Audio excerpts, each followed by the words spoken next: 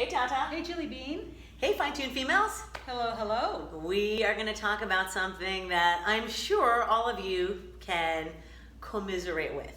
We're going to talk about cravings and being our ages. Why is it like being pregnant? I mean, not that we were pregnant, we don't have kids, but we all know when you're pregnant, you're going to get cravings, right? That's just a rule. We know that's going to happen. It's just like PMS when you go through that week and all of a sudden you crave all sorts of foods. Yeah, we just know that that's going to happen. But then it happens all over again at a certain age, and that kind of sucks. So I get a lot of people asking me, you know, when I'm in perimenopause or when I'm in menopause, what can we do for our cravings?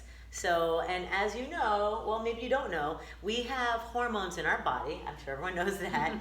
But there are certain hunger hormones, right? There's leptin that comes out of your fat cells, ghrelin that's in your stomach, and then we've got our hypothalamus talking to our pituitary gland and talking to all of our other glands, releasing hormones. And for whatever reason, they communicate, they have a little powwow, and they say, hey, let's make this bitch hungry. Eat something. Yeah, exactly. So let's talk about cravings and being our age, over 40, over 50. What do you do for your cravings, Tata? Well, you know, I try to go healthy as possible, but it's not always possible. I'll grab a handful of nuts. Yeah. And then sometimes that'll actually, if I'm doing that in the afternoon, because I get that 3 o'clock sort of downswing and I need a little perk, it will kind of actually cut my appetite for dinner a little bit. So really? It kind of washes out. But also I'll try dark chocolate if I need a little energy perk. And then, you know, I'm using your Promera Burn drink, which I've been talking about. And I love that because that gives you a little caffeine high. There's a little caffeine, right. And yeah, and some other like natural. And it also cuts your appetite just a little bit. Yeah, because it's got some cayenne pepper, capsaicin right. in there, some things that curb your right. appetite. So there are some products that are pretty natural, that are not too caffeinated, that can help. The only problem with a lot of caffeine is after it wears off, you can be hungrier. So you just got to have a little bit in the middle of the day. Or if you have it too late, you won't sleep well. True. So are you worried about weight gain? I mean, do you gain weight when you have cravings? I feel like I do. Well, first of all, at our age, I feel that we do retain weight more, and it's harder to burn. That's for sure. Our metabolism slow down. Right. So it's not like when we were younger, and you could get away with a few bad meals and then just somehow drop the weight really quick. Exactly. Now it sticks and it stays. It's a guest that never leaves. That's right. Yeah. Well, so obviously the solution for that is your exercise program along with your diet is the only thing that we can really do, unless you have a real hormone imbalance that you'd have to get your blood work done on. So well, what about intermittent fasting? Yeah. So people have been asking me if intermittent fasting is something that's good for cravings, and what I can tell you, and I've been a big proponent of intermittent fasting for years, is, well, the one trick that it does is it does get you to eat some less calories over the day. And so let's say you're going to do a 16-8. You're going to do intermittent fasting from, 8 p.m. to what would be noon. 16 hours later. Noon the next day. Yeah. Right. So 10 p.m., well, that would be 14 hours, so 10 p.m. to 2 p.m. That's what I normally do. If I eat something at 10 p.m., most days of the week, I try not to eat again until 2 the next day. If the last thing I eat is at 9, 1 o'clock, so I try to go 16 hours, sometimes a little bit longer. And that's more psychological. It's like you just know that you can't eat anything, so you drink more water and you maybe have a little more tea or coffee, and it just prevents you from eating because in your mind you know you've committed to doing this intermittent fast. So that's one thing. Plus, it also speeds up your metabolism, which is great.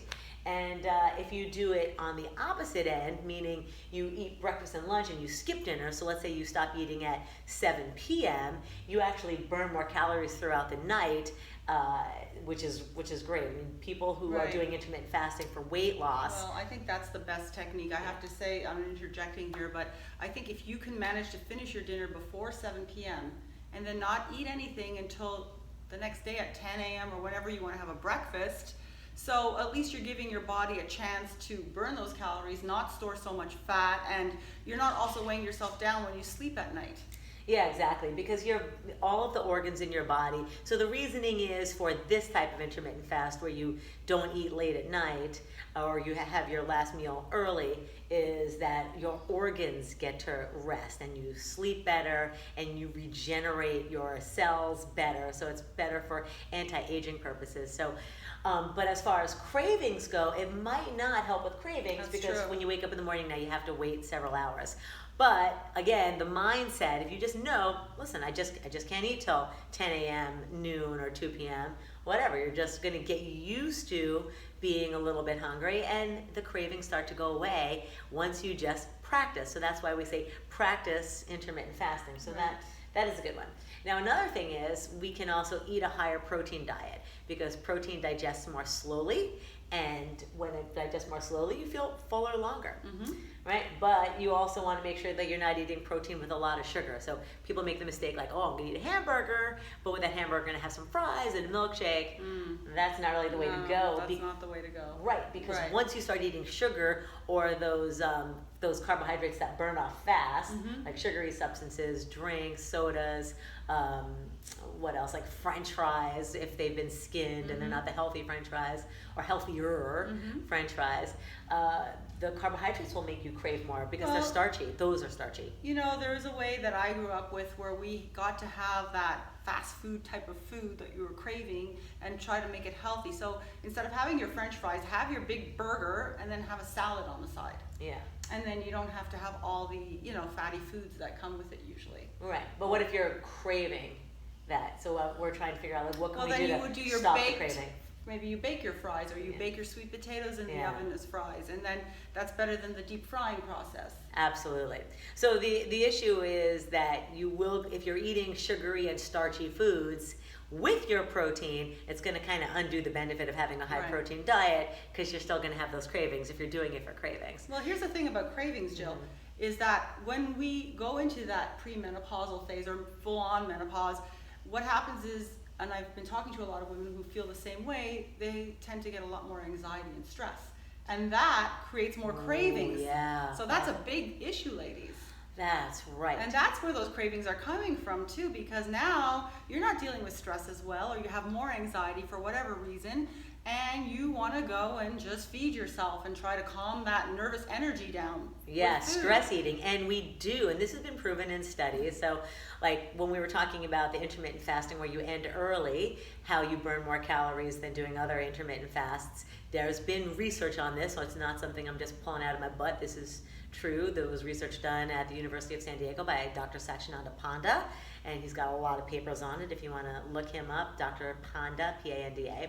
And then what were we just talking about with the Anxiety, with the anxiety? and the stress eating. So there was more studies that when we lose, these were seminal studies, when we lose sleep, if we only sleep 6 hours a night or even less, and let's say it's bad sleep, like because you're anxious, you're Right. not sleeping well, now your anxiety levels are kicked up so you don't get a good night's sleep, and it's been shown in these other studies that that actually raises your hunger hormone levels and depresses your satiety Right, hormones. right. So that's a big one. So the recommendation for that is get enough sleep. Now that's a whole other episode. Right, that's another issue. But look at because we have a friend who doesn't get good sleep. Right. I didn't know about it. You told me that she Yes, does. That's true. It's been years and years. I know you. I know you. I know now. I know Well, your my secret. mother had that problem. Yeah. You know, as soon as she got into that, just starting on the edge of her menopause, her sleep just went down. Yeah, and I don't sleep as well as I used to anyway.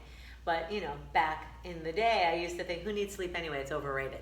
And now all the research is coming out, and it's like I'm kicking myself for all those years that I missed that great sleep, because it really is what your grandmother and what your mama said about getting your 8 hours sleep is your beauty sleep. It's freaking true. That's absolutely It true. really is. You actually are regenerating cells. Nobody's looking too beautiful if they're not getting 8 hours. That's right. I didn't know this in college Right. and the years after. I thought, I'm just going to go work out for 3 hours. I'm going to train for a race at 5 a.m.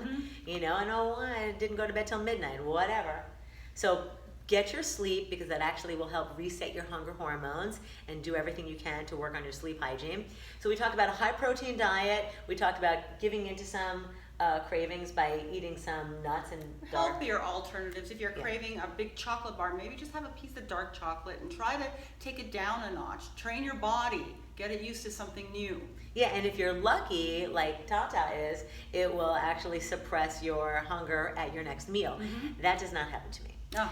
And then getting your anxiety under control, because that does make you crave carbohydrates. So that's this other study that was done on sleep, that people who don't get enough sleep, they actually crave junky fast food. They crave donuts and carbohydrate-y, sugary foods. So it's another thing working against us. So you got to get your Z's, look for healthy alternatives, a high protein diet, as long as the high protein diet is not mixed with the bad types of carbs, sugary carbs and starchy carbs and fast foods.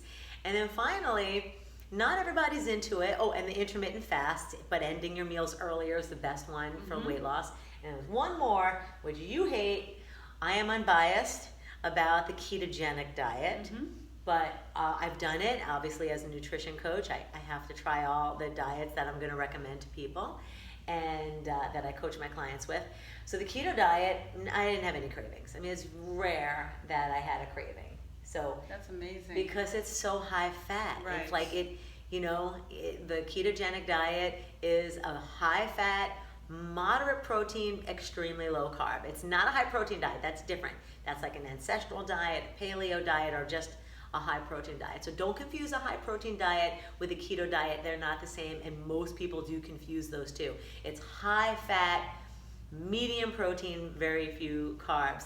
And I wouldn't do it unless you were working with a professional and working with a doctor, because if you have certain types of, excessively high cholesterol like my boyfriend does, or other medical issues, it may not work. But for a lot of other people, it works great. They're testing it on cancer. They're testing it on having a neuroprotective effect on the brain. So they're testing it on people with Parkinson's and Alzheimer's. They've tested it already. They've known since like the 1950s or 60s that it works for people with epilepsy. Oh wow! Kids with epilepsy. That's amazing. That's what it was invented for. It's an anti-epileptic diet. That's news to me. I didn't know that. Oh, this is my field. It's amazing. Yeah, that's what it was invented for. They're testing it on divers who might get the bends. Right. And so that's happening with a very famous researcher, Dom D'Agostino. And what else are they testing it on? Obviously, they're always testing it for weight loss. Is it going to help people with weight loss? But I can tell you that it is wonderful for kicking your cravings. But again, the ketogenic diet, work with someone. Not all nutritionists or registered dietitians are on board with it. So they still think it's controversial.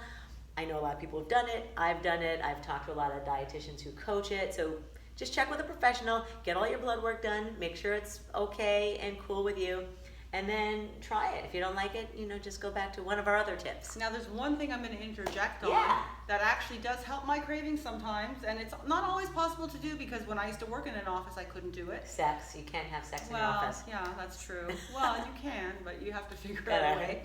Close those doors. I find that sometimes, before we work out, I'm always hungry. And then once we work out, my appetite disappears. Oh yes, of course. Duh. So exercise. Maybe when I crave something, maybe you could just try going for a quick run, or I go to the gym sometimes and I just do a little mini workout, and it actually works. Brilliant. Exactly. That's why I have her, right? Exactly. When one of the things that I coach people to do when they're starting an exercise program with a diet, obviously the best way to lose weight and to change your body composition, to have higher percentage of muscle and a lower percentage of fat, is to be on the right diet and exercise more, the right type of exercise.